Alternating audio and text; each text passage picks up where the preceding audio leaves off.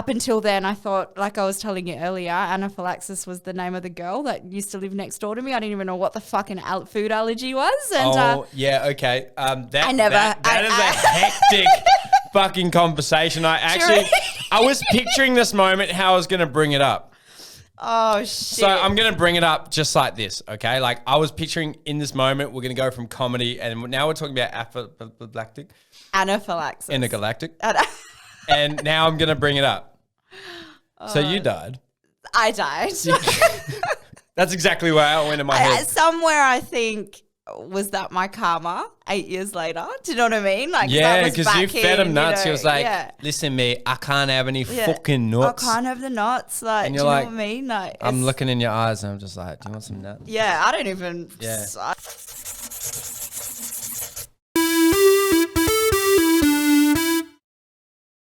Boom. Alive, baby. What's up? How are you? I'm good. How are you? Good. So you and I have been yarning. Samia, everyone.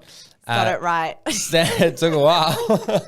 Stand-up comedian / teacher / had a lot of interesting things happen in life as well, which we want to hear about. All right. I like So it. that's pretty cool. So we've been talking shit for probably an hour. We should have got this going, but it's We all needed to good. break the ice somehow. 100% because I was just saying how nice it would have been if this was actually one of my Tinder dates, because I loved meeting you and your girlfriend individually. And both of you guys were just so dope and it was so easy. And I don't know, you might be an ex-convict, but generally that's what I go for, with my dates.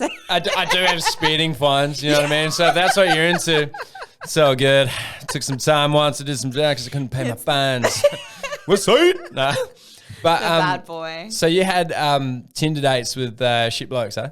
I feel like when I see red flags, I You just go run towards them. Yeah. I'm like a bull, you know, Yeah. in Spain that I didn't even know about. Like, it's just so bad. Like, I did a podcast with this amazing lady. She does she's called Carla's Confessional Cabaret, and she does cabaret. Yeah. Which is based in what's cabaret? Adelaide. Cabaret is like burlesque and okay. theatre, music, comedy, all of that sort of intertwined Yeah. in one. And the podcast title that she ended up putting me as was "I attract convicts and you attract dick pics." So she attracted dick pics and I attracted convicts, and it was just this thing because we talked a lot about our dating life and dating in the modern generation, and just how, to be honest, man, it's just fucked up. So how do you meet these blokes? I mean, I kind of have a mix of all, but I specifically focus a lot of my comedy on online dating. Right. You know what I mean? Yeah. So, one of my very first experiences was when I was on the dating site Plenty of Fish. I don't know if you know about that, but it's just one of those. That's old school. Old school. Yeah, that's old school. 100%. Old school type of thing. And I met a guy and I thought it was really nice. Our conversation was flowing and his name was BBC. BBC 83, and I was just like, wow, BBC 83, he must be a journalist for BBC, you know, he must be really intellectually stimulating, and it turned out that BBC ended up being, big black. Grandma's watching this. Gotta be quiet. No, but that's 100% red flags. But you're in comedy. How did that not come up first? You're like, hey, I'm about to go on a BBC. I was just thinking. Well, you kind of I'm kind of intrigued. No, because going into, I think, the wonderful world of trauma in online dating, I think the funny parts of it is just how naive I was initially. Right. Do you know what I mean? So Yeah. I think if I was really woke in those areas where I knew all the common lingo and everything else and how it all kind of works, then it wouldn't have been as funny. Did you go on the date? No, I never did, but just that was my first sort of BBC situation. But yeah, nice. Yeah, but nice. one of the dates I did go on was I was talking to a guy on Tinder, and on his profile pic, he looked great and he was wearing a suit and he had said that he was away for 4 years. And in my mind, I had automatically assumed that he had worked away or he lived overseas like I have. And I meet him on the date and he comes out of his ute and he comes out in a wife beater singlet, no offense, but with tats everywhere, and his name was So- Cade. It's like, ew. My spirit. But like, he looked nothing like his photos, all Yeah, I'm trying to yeah. say. And he was like probably about 4 times the size that he looked on, like the picture. And he sits me down at the date, which is fine because I was like, look, he made the effort. I'm going to make the effort. And I'm like, oh, so, where did you work away for 4 years? And he was like, work away? And he's like, darling, I was in jail. Oh, really? And I was just like, and I think, again, for someone that was as naive as me, I was like, oh, okay. Did you ask him? Were you like, Casarina or like, where'd you go? Well, he was in Casuarina. And get this, and for the battery of his ex-girlfriend. And if he had the opportunity to do it again, he would get the bitch, and I quote, do it twice as hard next time for her to learn her lesson. Yeah. Wow. Yeah. He then also proceeded to tell me that I have a really nice rack, which I do, but to, point out the obvious. Yeah. And then he also asked me if he's the type of man that I would like to bring home to my parents. Oh, okay. And I'm sure they wouldn't like that. I don't think they would. Like, honestly, do you know what? I was so scared I ended up, because that was back in sort of like a few years ago. Like, now I'm a lot more game with this shit. Yeah. So I'm like, because I've done it and I use it almost for my comedy. Like, it's almost a bit experimental to be online. Like, but I, back then I was just so scared. I had to kind of stay on for a couple of hours and then, like drive back, and I was feeling, what am I doing here? Yeah. You just never know. Did he walk you up to the door in his jandals and wife beater and like hold him there, wait for you to play with the keys and then just like lean in? Oh, God. No. I think I would have kissed him just because I was scared of him. Yeah. But I'm pretty sure I just ran into my car. And Shout out to my bro, Harry. What's up? No. That's brilliant. So, God. So you use a lot of because you always hear about guys dating experiences. Like I had a Plenty of Fish date that fucked up really bad. Oh, yeah. You have to tell me about it. Oh, no. Okay, all right. So I rocked up, and this was before catfishing was a thing. You know what I mean? This is when catfishing was just like river monsters. You know what I mean? Yes. Like very, very different. So I had a girl that rocked up, and poor thing, she tried very hard. You know, she was a really, really nice lady. But I didn't really gel with her per se. She rocked up. She looked nothing like the photos. Okay, whatever. You might be a really nice person. Let's get to know each other. And I remember her wearing this like blue jumpsuit, like a full blue jumpsuit, kind of like a convict actually, kind of like your story, yeah. So she rocked up, and I tried to strike a conversation with her, and it seemed like she was kind of angling at me like, hey, so like after dinner, we're not in the 50s anymore, dude. Like, why don't we go back to your house? I didn't want her to come back to my house. So we're over dinner, and we have the dinner, and I say, cool, can I get the check? And she just kind of stares at me, and I'm like, holy fuck, I'm paying for both. I'm 18, I got no money, no problem. Swipe. I know, I ended up paying for shit. And she was like, okay, cool, this has been great. So where are we going now? This restaurant that we went to was actually attached to a bar, which all my mates are in the bar. Okay, so they're all hanging out there. Yeah. So I went, okay, I need you guys. I called up my mate from the bathroom. I said, Mikey, I need you to say something has happened to get me the fuck out of this day right now. He goes, okay, dude, no worries. Calls me up, says he's been in a car crash. And I'm like Leonardo DiCaprio if he had won an Oscar. You know what I mean? Like just, yeah, man, I'll be right there. Oh my God. Oh, like I probably like fabricated a bit. Just like, hey, poor thing, what the fuck is going on? Anyway, so I gotta go. And then I walk outside, and then she's kind of like staring at me like this. She's like, okay, cool. So where you going? And I'm like, I didn't have my car at the time. I actually lived like a 10-minute walk, if that, up the road. Oh, so you had walked to the date. Yeah. Oh. Yeah. So you didn't even have a So I was worse than the convict at the time. Yeah. So I'm like ready to go back to my house, and she's there. She's kind of like staring at me, and I'm like, I had to make up this real quick, elaborate lie. So I'm like, my friend Mikey's mum lives across that over there. Oh, because you didn't want. Yeah. Yeah, and she's like, oh, okay, I can give you a lift there. And I was like, no, thank you. Yeah. I can get there myself. I know it's a quick ride. It's right by the pub. We go here all the time. Don't worry. And I walk out there, and there's a fucking paddock for like probably a K down just as a straight paddock. And I'm like, no. oh, shit. And I'm like about to jump into the fence. I don't know if it's electric or not. Thank God it wasn't. But I was like, okay, this has been great. I'll call you in the morning. Okay, see ya. Go through the fence, and I'm fucking walking through this thing. I look back, and she's like holding her purse like this, just like, he'll go, yep, he's off to go and do a nice thing. I keep walking through the thing, and I'm like, for fuck's sakes. And then it got dark enough that she left. Yeah. So I call the boys. I'm like, all right, I'm coming to the pub. I need a drink after this date. You know what I mean? I just created the 11th lie. Yeah. So I went and had a drink with the boys. And then one of the boys comes out from after the bathroom, having met a lovely girl that night. Arm around the chick I was on the date. We're going, mate, fucking how are you? And oh my God. No. That was the girl I went on the date with. Yeah. And she was like, your friend isn't in a car crash. I went, that is hilarious. fuck it. Yeah. It is what it is. Now you're keen on him anyway. Fucking whatever. Have a good time. You know what I mean? Relax. I lied. Fucking get over it. We're only human. Yeah. You know what I mean? Like, but also, you're only 18. Like, at 18 years old, like, that's what's so crazy because now we're going into an age where you were 18 and you were online, really?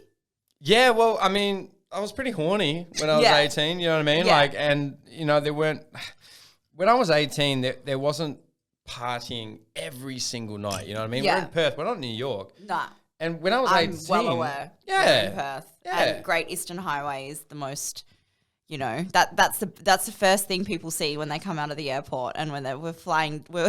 We're doing the tourist attraction here, and to your left, you've got motels. I work on Great Eastern Highway. Oh, do you? There's Cade.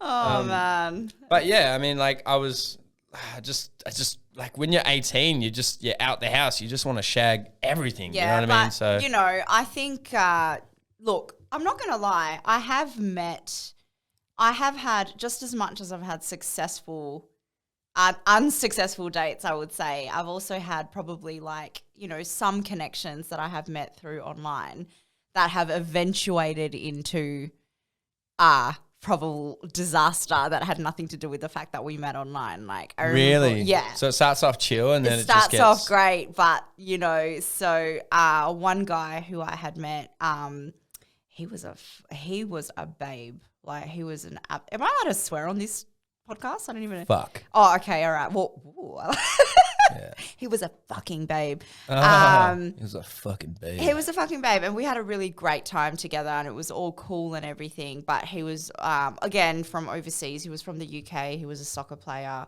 and he was only. So he was a fuck boy. He was a fuck boy. Yeah. You know what I mean? Yeah. I've hung out with that crew before, eh? You right, mate? Yeah. Wait, let me cut my hair. Yeah. 100%. Yes. Fuck boy. Yeah. I've kicked it with those dudes before. I think he played for Chester. I don't know what it was, but he used to talk like that. Like, it was like really weird. Like, You're like, I'm accent. super turned on right Yeah, now. I I don't know. even have an English accent, but I want one.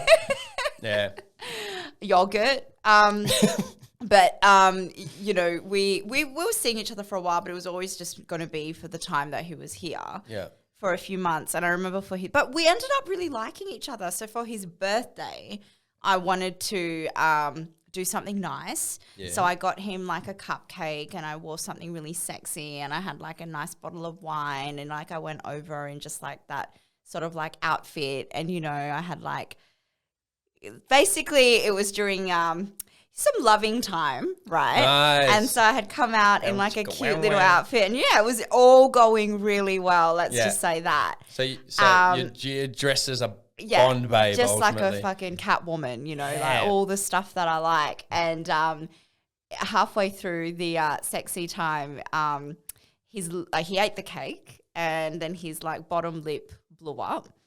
And it was like a scene from the movie Hitch, where his eyes just started closing. Yeah. His tongue started swelling. Yeah.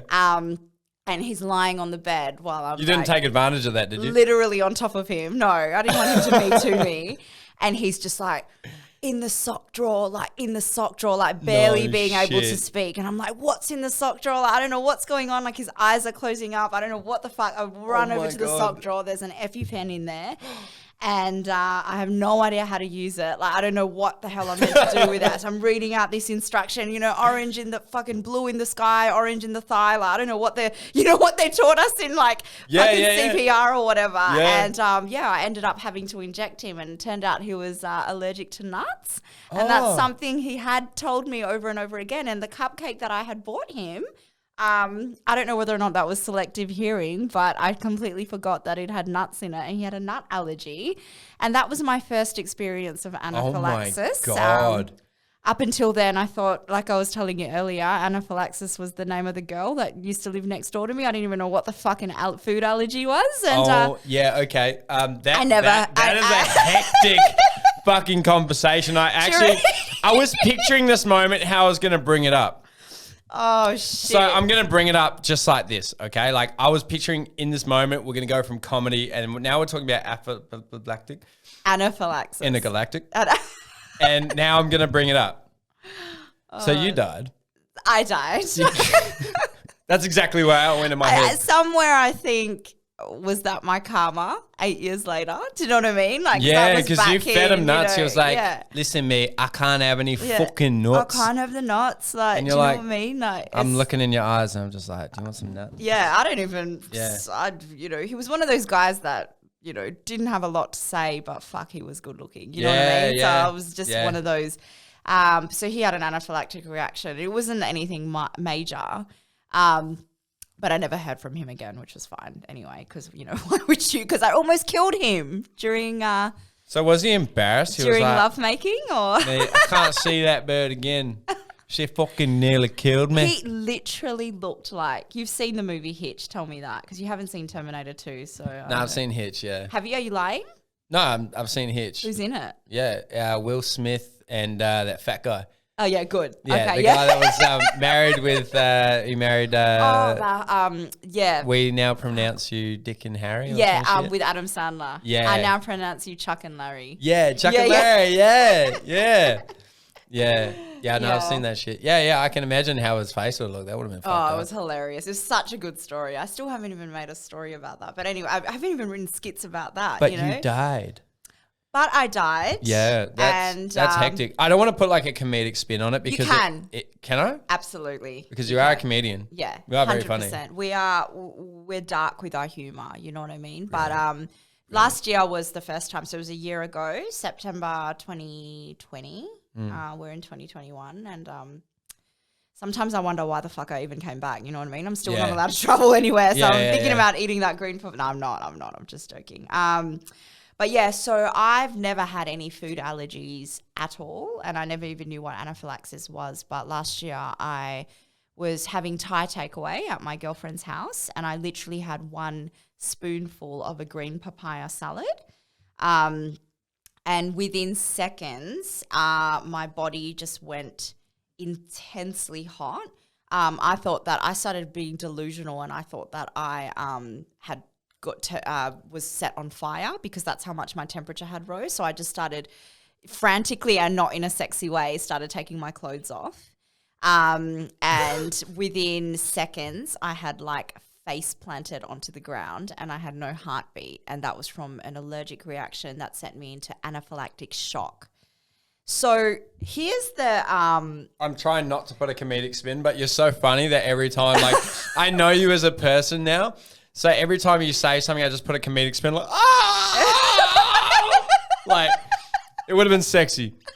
It would not have been sexy. Trust me. No. But it would not have been sad. sexy. It was sad. It was sad, and it was horrible. Fucking like, it's so crazy because I think what ends up happening with your mind narrative as those moments happen is that it's so shocking that in the beginning it's frightening, right? Like in the beginning you're kind of like, I don't know what's happening. This is the uncertainty. This is I don't know what's going on. I have no control over my bodily functions. I have no control over what's happening in this moment. Yeah.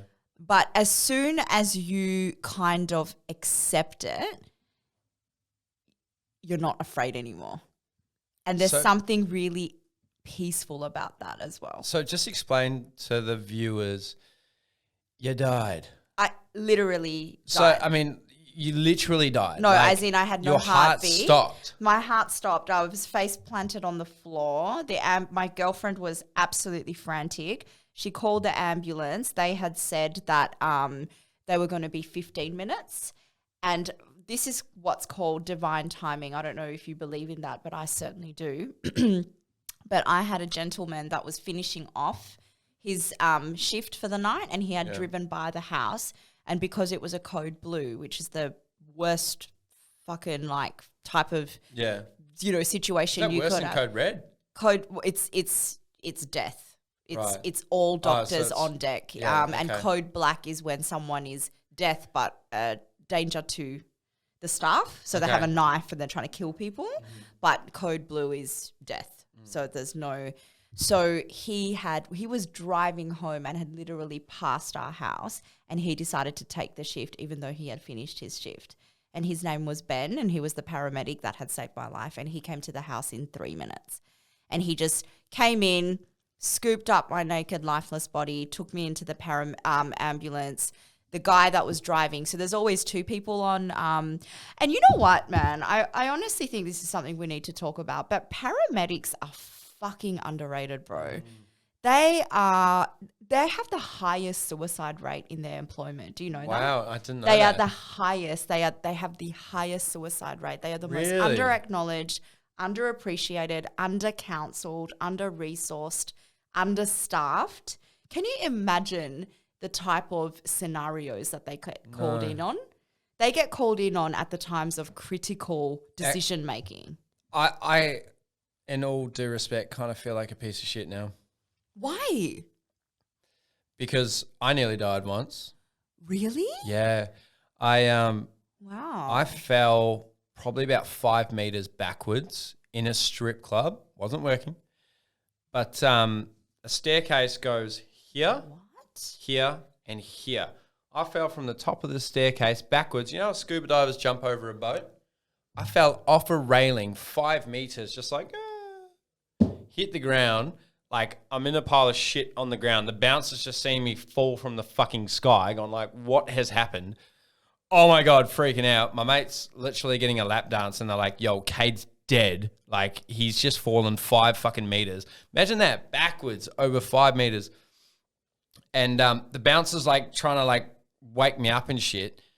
I get up and I'm like, what the fuck? Like luckily I was that drunk that I was so pissed that I didn't tense up when I landed.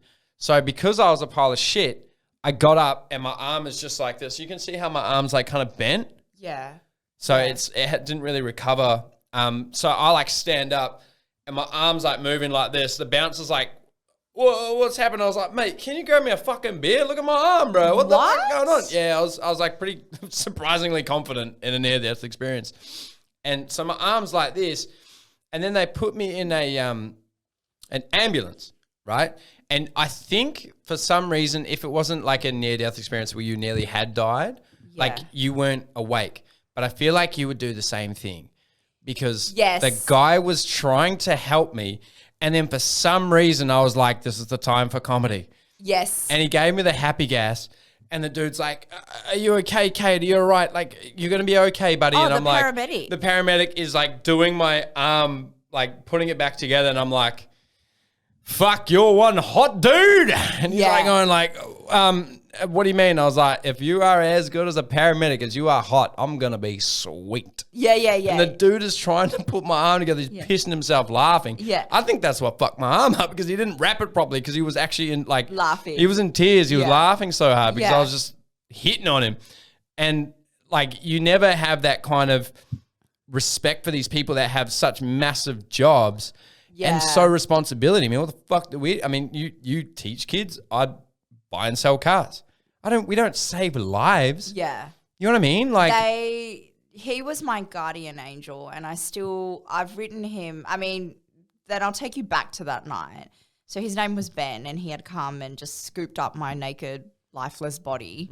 My girlfriend was in fucking tears. She had to get like trauma counseling after that. Fuck me. It's been really difficult even for our friendship really since then, because I haven't been able to really face her because it reminds me of that night. Do you know what I mean? And that's really sad because it's got nothing to do with her. It's just got everything to do with association with trauma. But he took me into the ambulance. He got the defibrillator. I was getting the heart electrolysis, you know, sort of zapped me back every now and then, but I was still failing. So you're actually anaphylactic. Yeah, I had that. So anaphylactic shock is different to an anaphylactic reaction. So an anaphylactic reaction is, you know, you eventually swell up, like what happened to the guy that I was boning. You know what I mean? Like, you know, like he had a nut allergy, but it wasn't, he didn't die. He just had a bit of an embarrassment where his heart on went down. You know what I mean? Because I fucking fed him nuts, you know, like it was bad, but it was funny. But how lucky are you that your girlfriend was there though? Yeah. Oh, I mean, how lucky was I that Ben decided to take the job? To take that, yeah. Even though, fucking hell, even if I do a comedy skit and I'm only working a 15-minute set on stage, I always think, can I get off a little earlier? Like, you know what I mean? Yeah, exactly, yeah. You just the guy that driving's like, Ben, I can't be fucked. And he's like, dude, I swear to God, just this once, come on, bro. And he's like, oh my God. He's just like, oh, fuck. And pull over the car. The bloody case that they took on, it wasn't an easy one. I can tell you that. No, I can imagine. She's like, Ben, this guy's dead. He's like, she's actually dead. Yeah, he's like, yeah, but I've missed golf, bro. Yeah, like, yeah. You know what I mean? Like, that's dark. I'm sorry. But I still remember me asking him, because I was just frantic because I was going in and out of, like, I guess just consciousness. And I said, Ben, am I going to die? And he said, and he held my hand and he said, you are not going to die on my time, darling. And that reassurance was just everything that I had needed at that moment. Yeah. And so in the ambulance, even though they had revived me with the defibrillator, I had transitioned into the afterlife. And it was the ambulance that I predominantly remember, where my body was just firing up. I was completely, I had sweated apparently 4 bags of sweat. I had 3 adrenaline shots, whereas the average adult male, which would probably be twice the size of me and twice the height as me, can only take 2 adrenaline shots. Wow. So you could imagine 3 adrenaline shots just in the ambulance is like you're just – so basically your body's confused. Yeah. So your body's going into overdrive with all these adrenaline shots trying to revive your organs, whereas it's also going into overdrive, which is also going into danger zone. So it was just not stabilizing. But, you know, again, like we were talking about earlier, I had seen all white light, and like the seconds between. So what can you remember? I remember being incredibly frightened, and I was in an immense amount of pain because I felt like I had bricks on my chest. I couldn't breathe. I had an oxygen mask. I was vomiting into the oxygen mask and then swallowing my vomit. My body was firing. My stomach and all my organs had actually exploded. So I had a lot of lesions on like my liver and my bowel and just all this fucking shit. It was just a lot. It was a lot. That's why I was in ICU. But when I had, so the initial part of it was just terrifying because I was like, is this the way I'm gonna fucking die? Like, and it's so weird because even though you're so lifeless and limp, your mind is still in complete conscious overdrive, critical, analytical mode. And I'm like, I didn't even know what was happening, but I knew that I was dying. And there were 3 people that I had thought of when I was dying. I thought of my mum, and I was like, she's going to die because she's not going to be able to, me and her have an incredibly soul connection, and she went through cancer and she fought for her life, and she always had said to me that the reason why I fought was because of you. And that broke me to pieces that I wasn't able to tell because, you know, I had the oxygen mask on me and I was trying to be like, Mom, like I couldn't tell her. I thought of my niece, so my sister's daughter. I'm incredibly close to her. She's only 2 years old, and it was very sad that I felt incredibly sad because I almost saw like a this sounds really weird, but I almost saw like a flash in front of my eyes of her growing up and me never being a part of every school assembly, every play, every theatre, every Christmas, everything that I wanted to be a part of her. My sister's got 3 kids, but I'm incredibly close to her. Yeah. So that was the second person. And the third person I had thought of was the person that I've just got a very soul connection with a guy that's overseas. He's in America, but we still haven't met yet. It's been like years, like since COVID started. Wow. When I had enough of guys in Perth, and I just started talking to him, and we FaceTime every day. We're very close, but we've never had the opportunity to actually meet. But I was really sad that I wasn't able to tell him that I'm not calling you, because he called me like 19 times that night. I think he had almost, and he still says it today, that he had known that something had happened to me. Wow. And I just was just like, I'm so sad that I never got to tell him. It's not because I didn't care about him. It's just because I've just died, and he's never going to have any way of knowing that I'm just ghosting him essentially. And it was just a really weird thing, But when I had died, I guess you could say, I had seen all white light. And then in the very, very far distance, I saw a very grand and opulent windmill, and it was made of grey cobblestone, and it had black turbines, and it was going very fast, but I was incredibly far away, and everything was very chaotic and very traumatic, but then everything became very silent and very still, and I was floating. And as I was floating closer and closer to the windmill when everything became silent, and I wasn't scared. I wasn't scared at all, and I had accepted between, how I was telling you earlier that I was like, it's almost like you resist. You're like, I don't want to die. This is the worst thing ever. This is terrifying. This is horrible. But you're almost okay with it. I'm telling you, once you accept it, it's almost a little bit like confusing, because with everything that's fucking happening in the world, like today, you don't know where you'd rather be. You know what I mean? Because what that felt like was incredibly peaceful. Really? It was, as soon as you accept it, it's like an instant detachment from everything and everyone in this world.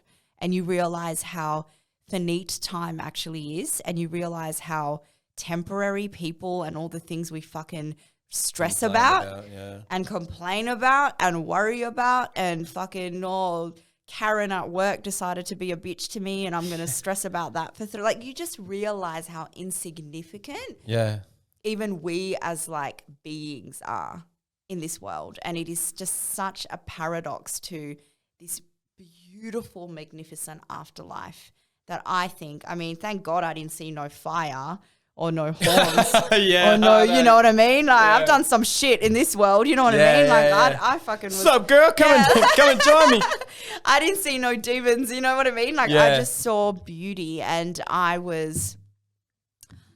know this sounds a little bit weird, but I was almost a little bit sad that I didn't make it to the windmill. Really? Yeah, wow. Because I had heard Ben's voice, which was the paramedic, very far in the distance, like screaming for me to come back. And then I had heard him go, it was kind of like an echo where it was like, come back or wake up or something along those lines. And then I had zooped my way back into the emergency, in the ambulance. And I was getting fucking CPR, and I had everything, and I was back in that immense pain, and then I was back in hospital, and it all kind of went from there. And it was a very dark, very reflective time for me.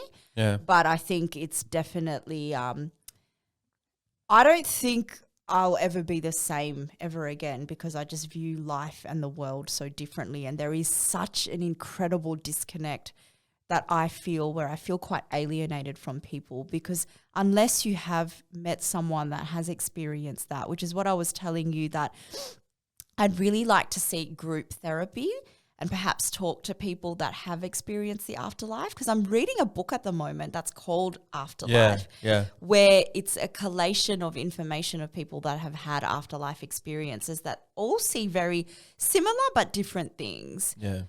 How do you make sense of that?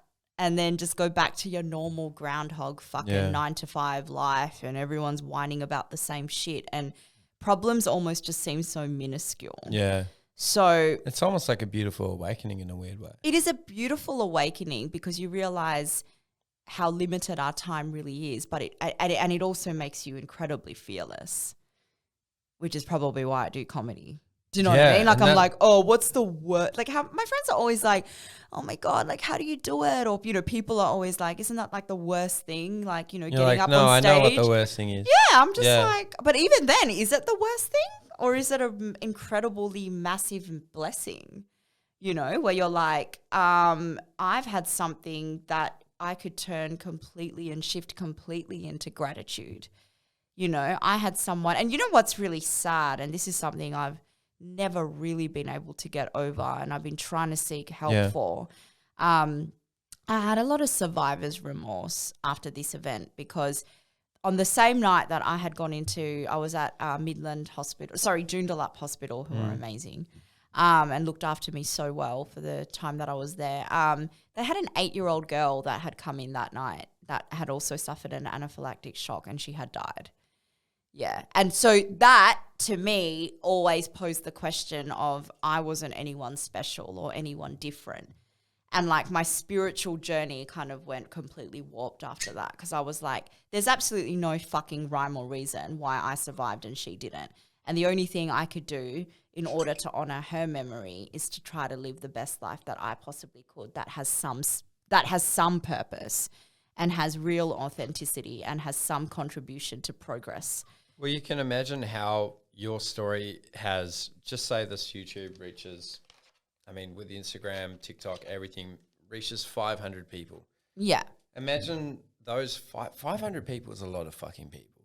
Yeah. That go, my boyfriend dumped me, or I've had a shit day at work, or I just don't know what direction to take in, to actually go, fuck me, but did I die? Yeah. This isn't...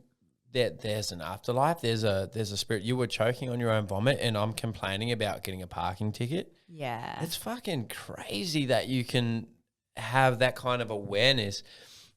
No shit that people are like, how could you do comedy? That's so scary. But you're like, you don't even know what scary is. Yeah, I've experienced scary. You know what I mean? Like, well, for you, you're saying I've experienced scary, and I think like it's so empowering and fascinating to see that the world that we live in is people are just complaining about so much shit that just is not important.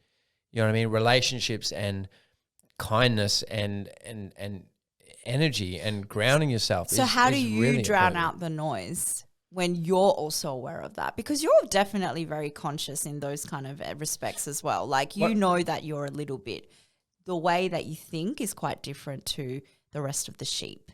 Yeah. And so that for me is a real personal struggle that I don't necessarily relate. That's why I do things so differently. Yeah. I'm not really bothered by the fact that I'm in my 30s and I look fabulous.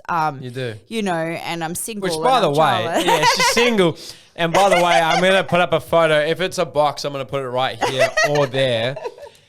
When you did that comedy special, when you were a cross between Eddie Murphy and...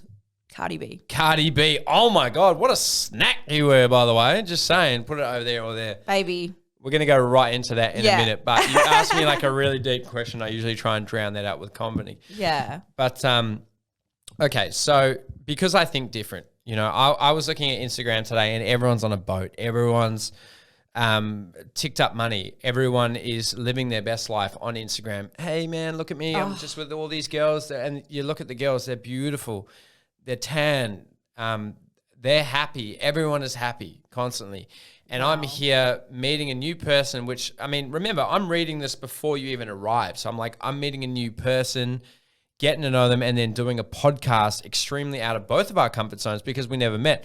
The coolest thing is that we met and we're just like gelling like this. What's up? You know what I mean? Like that's the coolest thing. I love it. But it's almost like chasing your fucking dreams.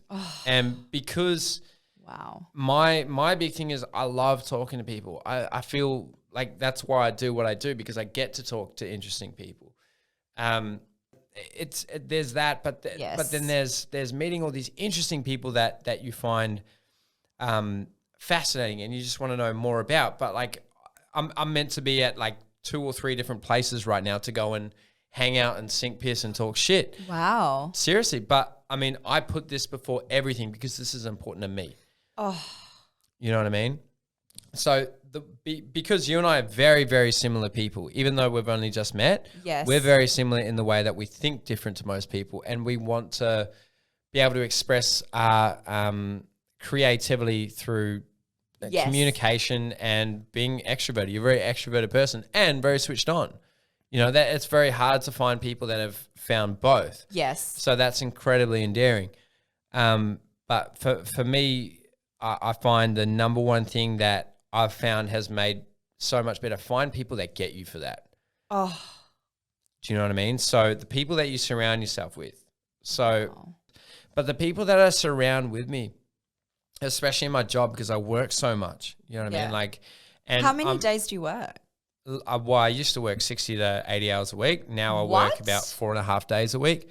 But the people that I surround myself are very passionate about what we do. So we make incredible money doing what we do. Yes. But you have to be very switched on. But when you have to do that constantly, I'm thinking about podcasts. I'm thinking about cars I want to buy, or I'm thinking about, this would be cool if I did this skit, or I could do this, I could do that. But the people that I have around me get that. That's the number one thing. If you think differently, the people that are around me speak Cade, and they go, okay, that didn't quite make sense. You did that the most complicated way you could possibly do it, rather than doing the simple way, but I understand that because that's who you are. Yes. So those are the people that I surround, and those are the people that I love, and those are the people that embrace me for who I am. Mm-hmm. And instead of like smashing you down, like you shouldn't do this, you shouldn't do that, you shouldn't do this, they go, okay, you did it that way. Fuck me. That's annoying, but I love you. You know what I mean? And that is number one. Number two is the creativity and the drive to want to do something else. Yes. That was very big for me, because I go, if I do just like everyone else is doing, I'm going to be fucking miserable. You know what I mean? Oh, God. And number three was miserable. Yeah. Number three was stop giving a fuck what people think of you. But that's really hard. That's really hard. Like I was, saying, like, I'm a woman in my mid-30s. I'm 36 years old. Looking mint butt. I'm single. Mm. Shout out, she's single, by the way. I am single. I don't have children, and I come from a Muslim background. I'm from Bangladesh, and I come from a very traditional family. Is that Hindi or is that Muslim? Totally different. Ah, fucked up. We went to a fucking war with the Hindus, so I was trying to be like, really. Just fuck. But yeah, I mean, I was going to bust out some Hindi that I know, but that's cool. Similar, very, just very traditional is really what the point is, and to always be in that state of mind where you have to be so true to your authenticity while everything else is suggesting otherwise, including a woman's biological clock. Do you know what I mean? Like by like, I suppose, biology, men were meant to be, hunters, and women were meant to be nurturers and mother bearers, and like to sort of break all of those boundaries on top of being a woman, being single. I mean, I remember I was at a fucking wedding earlier this year, and I was seated with a group of people, and I was, of course, the only single person in the table. And this girl, this girl, she would have been in like her mid-20s, and she was sitting next to me, and she was like, "So, are you like seeing anyone?" And I was like, "No." And she was like, "Oh." And then she was like, "So, do you at least have I don't know, like did you boyfriend?" Yeah, like she was just so like do you have a boyfriend? And I was like, no. Do you have a husband? I was like, no. Do you have a partner? I was like, no. And every time I was saying no, she was just kind of like, and it was just so incredibly uncomfortable. I was incredibly triggered by that. And I got really upset by that, because she actually looked like she had a look of disgust when it came to me. And I was kind of like, why don't you ask me what my political beliefs are, or where I've traveled, and what I do for a living, and why I do comedy, and where I've lived, and, what are my fucking religious beliefs, and what are my theories on conspiracies, and what are my... There are a host of other questions that define the people, the woman that I Yeah. am. Do you know what I mean? And I'm not saying that we as a society need to celebrate that we don't need to celebrate women that are having children and getting married. But Yeah. that's not also the only fucking thing that we should be celebrating. Yeah. And I think it's really confronting, especially living in a city like Perth, where it's so small town minded. Like, I'm Yeah. not even trying to be offensive, but it's the reality. Like, people do not fucking do anything else. That must be other triggering, than, especially like your parents like going like, but then I've got my parents and they're like obvious disdain towards me about the fact that I choose to live a different. I know I can get a guy. Like, that's not the problem. You know, I bring home plenty of men. They just leave in the morning. You know what I mean? Like, I just, you know what I mean? just like fresh out. Yeah, like, I don't, you know, my mum's always like, let me bring you home a nice man. I'm like, Mum, I bring home nice men all the time. I just call them an Uber the next day. You know what I mean? Like, do you know what I mean? Like, that's not the problem. The problem isn't with my confidence. The problem is with trying to go against everything that society has indoctrinated us to believe in what is meant to be a successful woman. Well, that's, you know, and it's kind of like, 100%. well, I actually think as a teacher, I see a fucking shitload of people, Cade, that have children that shouldn't be parents. Yeah. So I actually think it is the much more unselfish option that if you think that you are not equipped to be a parent, don't fucking have a child. Yeah. Plenty of kids come to school that aren't even fed breakfast, that don't even have shoes, that don't even get read to, that don't even have a warm bed. And what, like, that's okay because you know what I mean? Like, it's just kind of like people just don't know how to think otherwise, and to constantly go against the norm can actually be incredibly tiring, because at some points in your journey, you do wonder if you are making the right decision. Yeah. And I'm not saying I don't want to have children or get married or be in a loving partnership, but I know that I you want must that. be incredibly intimidating to your average bloke because you're so switched on, because you're so creative. Yeah. Like, you don't seem like the type that will settle. Does but that why make do sense? we have to find someone? Well, you don't. You don't. That's the thing. Like, do you know what I mean? I think Well, your option to live the life exactly the way you want it is fine. I feel like the whole world is within us. Yeah. I really do. And I feel like unless somebody comes and rocks it and they add complete, like they continue to add value, don't you feel like, so how long have you been with your partner for? 3 or 4 years. So what for you would be a definition of what makes a successful relationship?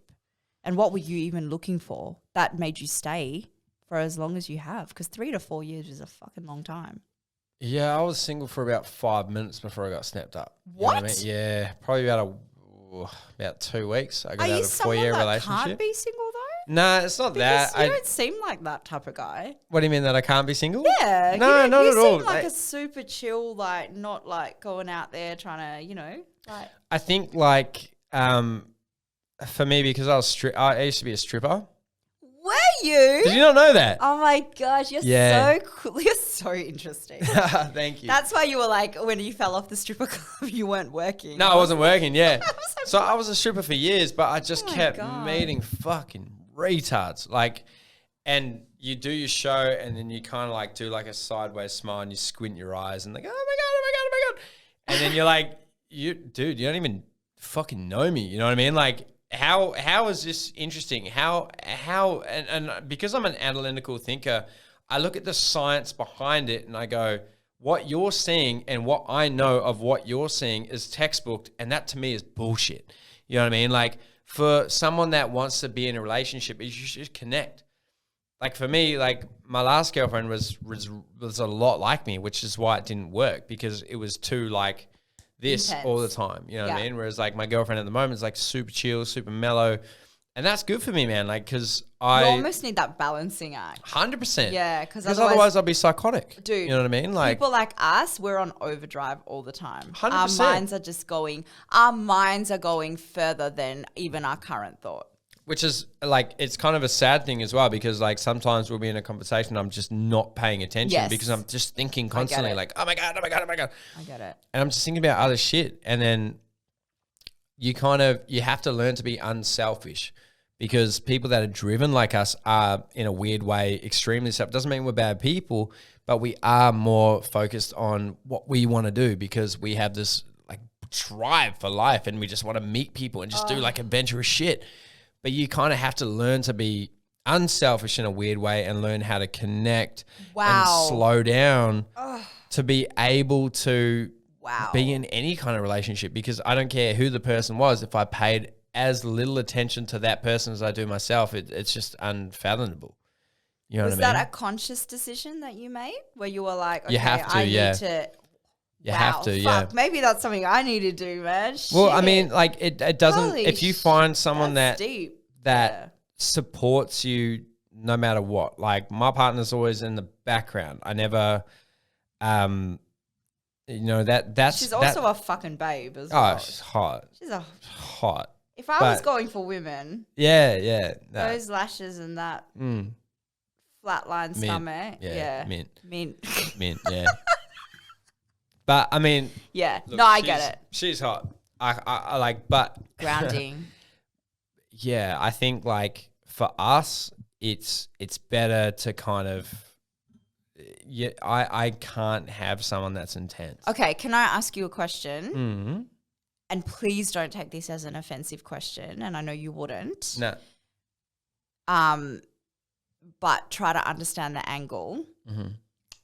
Do you think you had to settle a little bit then because of that? Do you know what I mean? Like, do you know what I'm trying to say? Like, because I'm a lot like you, because I'm looking for that. Like, no, but I want like earn.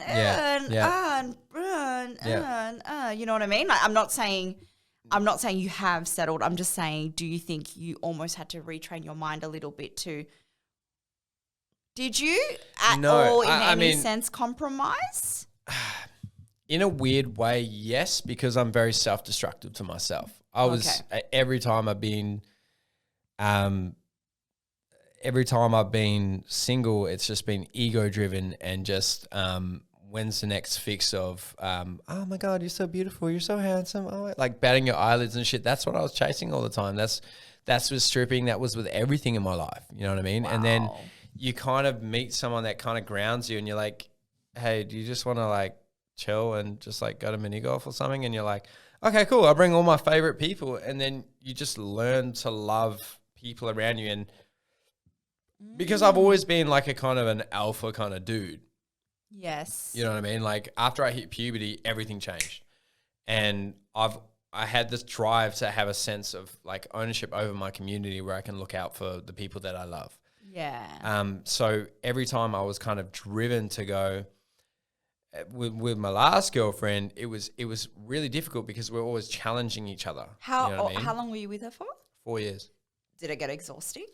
Yeah. Yeah. 100%. I was just about to because ask that, yeah. I always just wanted to do new shit. Yeah. You know what I mean? And like we were younger, you know what I mean? There's no issue in that whatsoever. And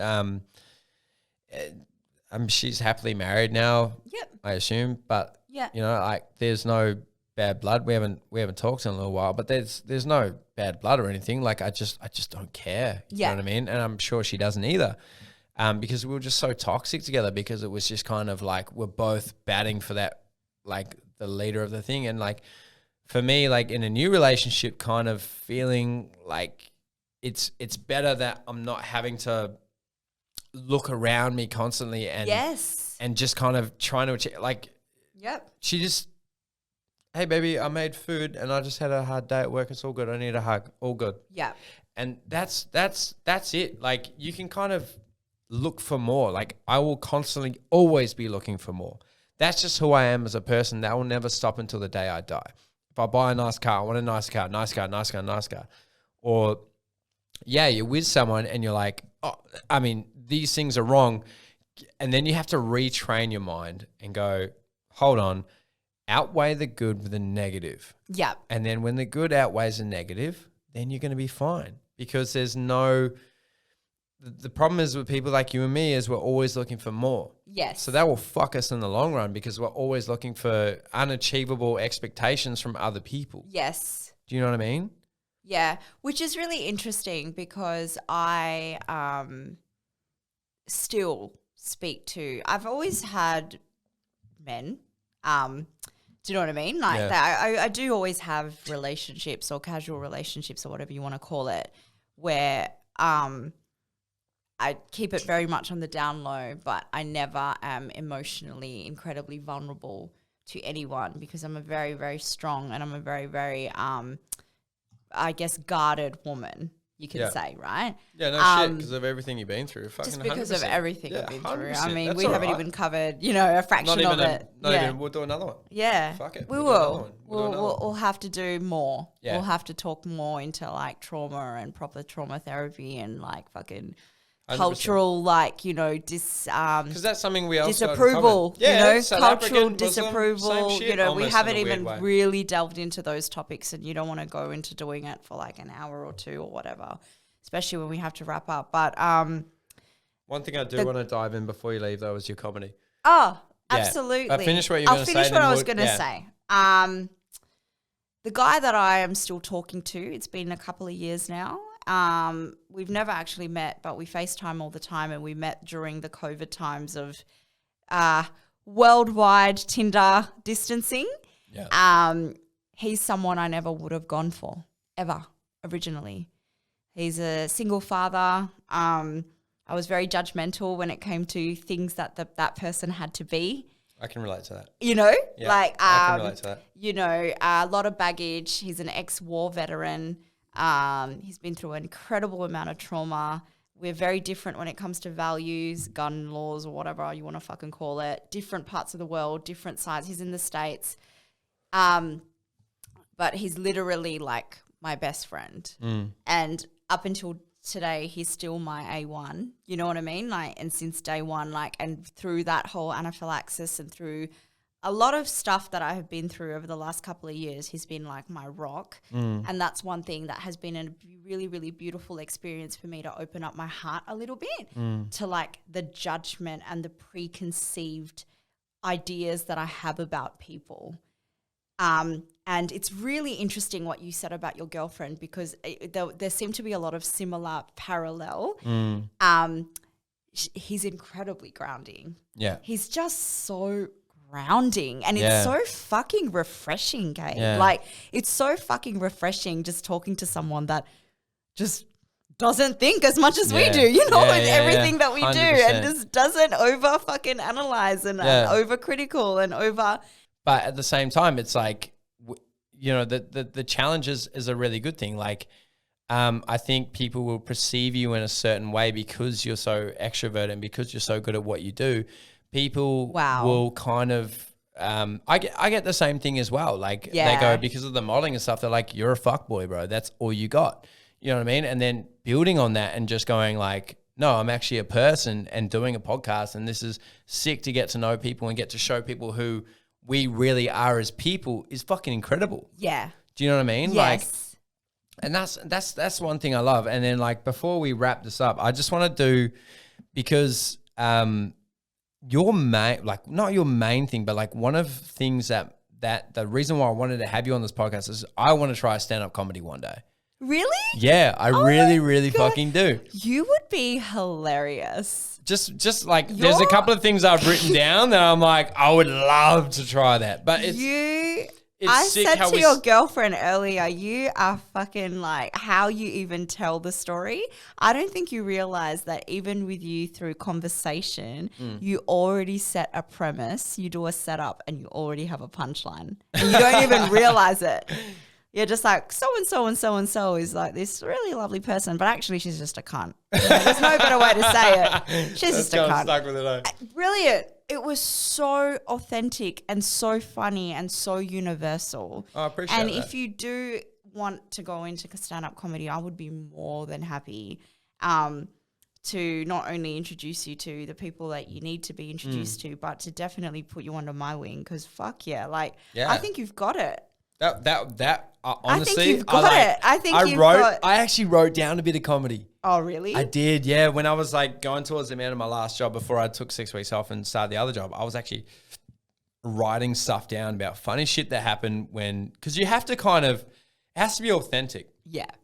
You know, if you don't live in America, you can't be like, so Donald Trump did this. You know what I mean? It has to be something that's like authentic to you. So for you, you're like, Yeah, I had a date and then he went to I killed him. Yeah, yeah, exactly. With you know nuts, what I mean? you know? Like, Yeah, 100%. But like, that's what's funny about it. You know what I Yeah. mean? Because it's authentic and it's genuine. And like, so many, like, because when I was like 20, I was like touring around, like a 20-year-old touring around, like stripping in New Zealand. You're like Justin Bieber at a young age. Wow. And so much funny shit that you see. And like, you kind of have to, you see the comedy, other people go, oh, wow, that's cool. But you'd like to tell the funny shit about that, or like The Bachelor, or yes. or just anything, you know, like I would love to be We able haven't to, even gone into your Bachelor story. Like, but you got to watch the other episodes. I'm like, there's heaps about it. It was just like main girls. I would.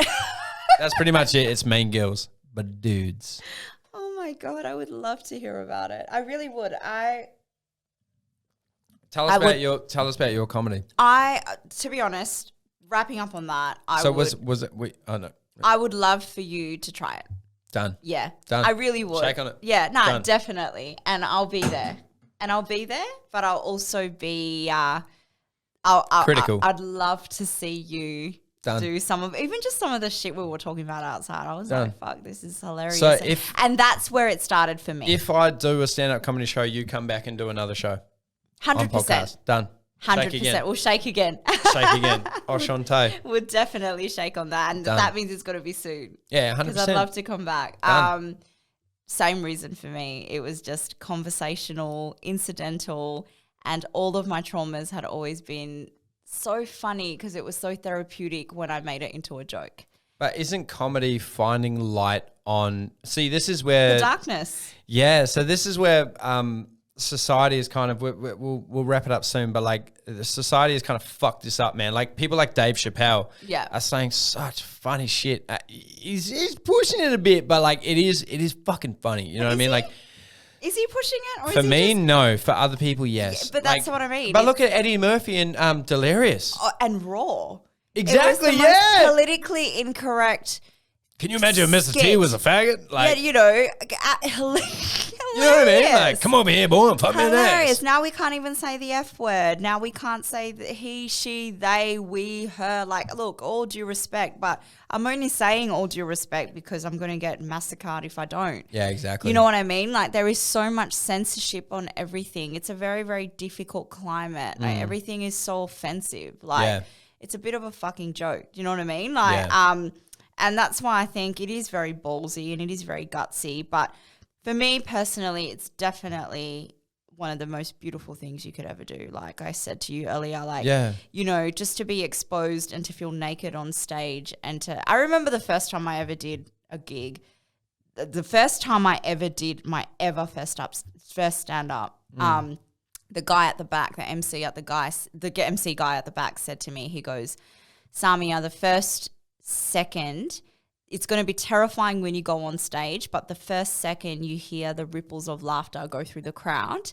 it's going to be like better than any heroin or any type of drugs that could ever run through your veins, because that drug is the most natural drug of happiness and high. Yeah. And it really was. And at a climate where we are so sad, and in a world where we are so, I don't know, just like kind of like a little bit dead inside, one of the best things you could do is spread joy. And that's the reason why I do comedy. So come to my Fringe show. Done. One of the cameras has actually died. Yeah, that's cool. That one? That's fine. Okay. I want to finish this off. So can you just zoom in that camera on me real quick and we'll just finish it off. That one there. God, we could have talked for ages, couldn't we? I know. It's dangerous. There we go. We're back, baby.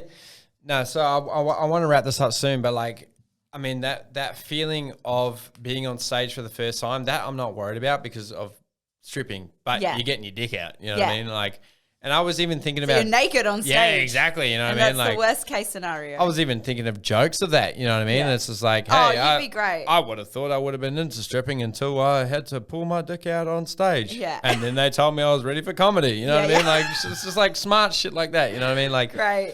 But But I mean, that's something I've always wanted to try. But I mean, I work fucking like a tyrant, you know what I mean? So it is hard finding the time. But I think like being able to spread that joy and being able to just bring people your experience and they find that funny is almost would be like therapeutic. It is like heroin. Therapeutic for both.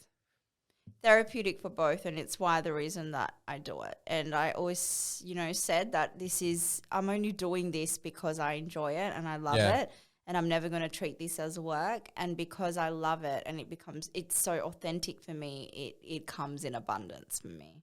So, I'm very lucky that in 2 years in only doing comedy, I've got my own fringe show, which is amazing. Which we're going to, by the way. We're going to go in that. Yeah, fuck yeah. You have to come. Yeah, you'll love it. done. You will. You'll enjoy it. It's called The Bay of Bengal. And Miss Samia, that's what you need to look at, Samia. And yeah, it's just going to be heaps of fun. 6 solo shows, and I'm going to have some people opening up for me. And yeah, who would have thought I would have had people opening up for me now when I was opening up for people only a year ago. So yeah, it's an exciting time. I've actually watched a couple of your shows. Yeah. When we first started chatting, I think it was like 2 months ago or something when I was just setting all this up. I've watched a lot of Perth artists, and it's your show was fucking hilarious. Like the dating thing, and I think it was like, so I went on a date with this guy, and and the comedic timing, everything, like the personality behind it, and just the way you were saying it was really fucking funny. Yeah, other people's material is brilliant, but the comedic timing was just wrong. Yeah, you know what I mean? Like, so I watched that, and I was like, because I watch a lot of like, I can kind of have a gauge of what is funny with some people. Yeah. But the comedic timing was just fucking brilliant. You know what I mean? Like it was just like so much. something, bada. Yeah. Might be something. And like one thing about comedy is when people are getting all uppity about this shit that's offending people now, the thing about comedy is making light of really dark situations to find enjoyment. There's nothing fucking integrity wrong about that. Nothing. Do you know what I mean? Nothing at all. But the comedic timing was just bang on. And that's what I find brilliant. I appreciate that so much. And you know what? Because most of my stories are true.